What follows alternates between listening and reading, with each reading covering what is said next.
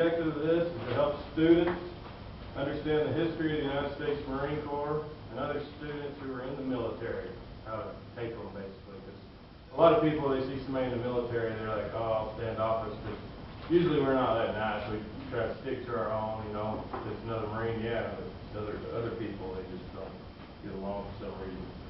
The overview, teach students through lecture method the history, definitions, demographic, and locations of Marine Corps bases. I'll go ahead and start the presentation. First slide. You read the slide. It says God created Marines on November 10th, 1775. That's the day the Marine Corps was started. That's Marine Corps hymn here playing. And also, if I charge, follow me. If I retreat, kill me. If I die, revenge me. That's one of the things, just mostly every military branch and stuff like that. Next, this is the day it began for me. Right here, I guess you can see these little yellow footprints. That's where we actually stood. We had some guy yelling at you about, get on the yellow footprints. And so, you get off the bus, go straight here, stand on these little yellow footprints, Fisher Price. I mean, that's how it is. You just do it. And so after that, go to boot camp. You're in boot camp for about 3 months. During that 3 months, you learn a lot. They break you down, build you back up. You become a different person once you graduate. You're not the same person. My mother even thought I was different. But this is me when I graduated boot camp. I looked like a little baby. That little collar, yeah, that wasn't even happening. I tried to put them on at the house. It wasn't even. But it's called the title. It cannot be inherited, nor can ever be purchased. You and no one alive can buy it for any price. It is impossible to rent, and it cannot be lent. You alone and our own have earned it. With your sweat, blood, and lives, you own it forever, the title, United States Marines. That's why Marines are so prideful of what they are, because we are the smallest branch in the Marine Corps, in the military, actually. Get a little emotional sometimes. But anyway, this is Marine Corps bases. This is where they're located. There are quite a few of them. These ones like here, New Orleans, Bound Island, Bunkle, Parris Island's a boot camp, but Albany, these are all just little bases, like I bases for like if you're in the reserves or something, that's where you report to. The main bases are San Diego, California, and Camp Lejeune, North Carolina, and Hawaii, of course. Then are some big ones. 29 Palms is a pretty good-sized base, so they do a lot of artillery fire and communications training. That's where I went for communications school. Then you have Hawaii, which was different. I was stationed there for 4 years. I was actually only on the island 2.5. It's like a hub. You get shipped out all over the world from there.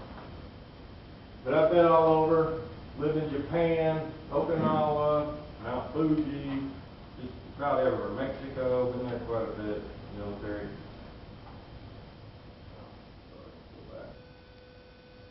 Right here we got the demographics. Skip forward. Okay, strengths of active duty military. These are all the different forces there are. The Army, Navy, Marine Corps, and Air Force.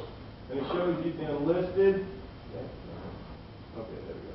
The enlisted right here, the officers, and the totals and percentages. As you can see, the Marine Corps is the smallest out of all of them. There's only 178,000 Marines that are enlisted. The officers, some of the guys that got college degrees, a lot of us enlisted have a hard time with them guys, but you got to follow them.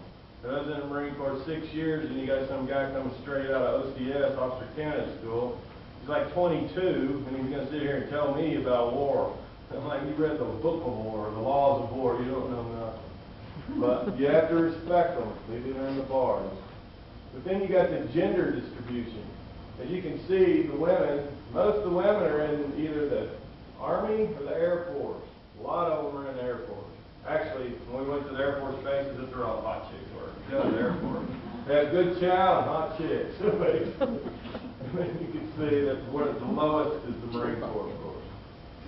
Now it's probably going to get more because they're starting to let women in the infantry. They're doing a trial thing right now, and they're letting them go to it's SOI, School of Infantry.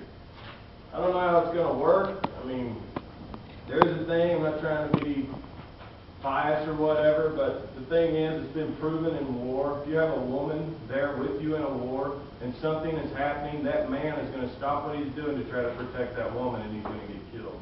That's just how it is. It's just our psyche, the way we were made. Next one, demographics continue. You got the different races, minorities that are in the military. You can see the Marine Corps is predominantly white. We do have some minorities, blacks, others. There was a lot of difference. Some of my best friends from the Marine Corps are black. They'll give me a bunch of crap, but it's all good. It was definitely different for me because I grew up, I went to private school, graduated from a private Christian school, and we had one black guy, you know, in the whole school, and of course he's on the basketball team. And then I get in the Marine Corps, and they're everywhere. I'd never really seen that many different races in my life. So it was definitely a change. Does anybody have any questions so far? Is any of y'all ever in the military? I was going to ask you why you chose the Marine Corps? The one reason why I chose the Marine Corps is because when I was in 8th grade, there was an individual, and we were sitting in chapel before we went to class. We always had chapel in the morning. And so we're sitting in chapel, and we're sitting there talking, and he's saying he's going to go in the Army and all this stuff. I said, well, I'm going to go in the Marines. And he said, well, you'll never make it. And ever since then, never. And I even went and seen him. We went and had some drinks in Longview, Texas. I said, you remember when you told me that? Because he went in the Army and got kicked out. I never got in trouble. I made a point to see him, though, later in life and freaking let him know about it. But here's a few definitions. I know y'all have heard these probably on Jarhead, the movie, and different things. But you got Semper Fidelis. I got it actually tattooed here and here on my arm. It means always faithful in Latin. You got Devil Dog. It actually happened in Bellawood in 1918 in Germany. We were actually in war, and the German officer come up and asked his guys what was going on. And he goes, them guys are like dogs from hell, you know, and that's how we sort of got the acronym, or the name Devil Dog.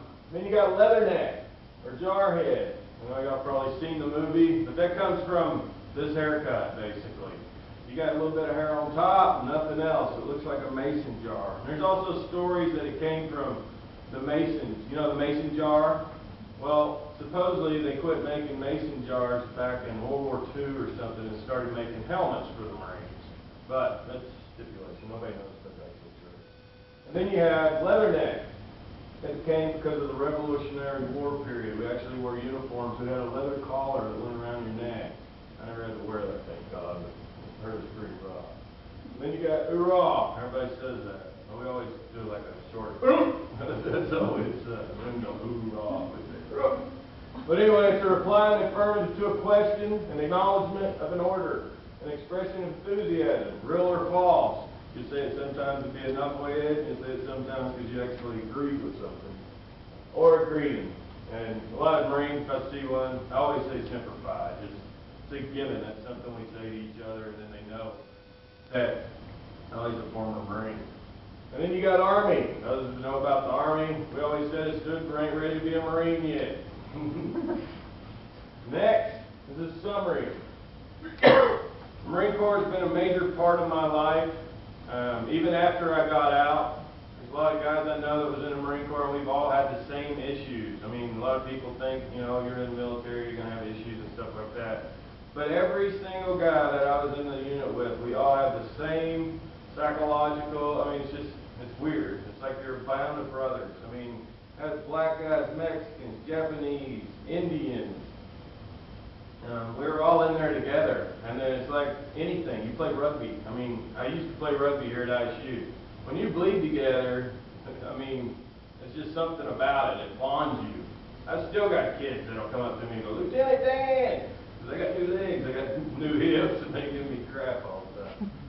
But I'm just going to give you a summary. Here's a few quotes. Here's one from Ronald Reagan. Some people spend an entire lifetime wondering if they made a difference in the world. But the Marines don't have that problem. Here's one from General William Thorson of the U.S. Army.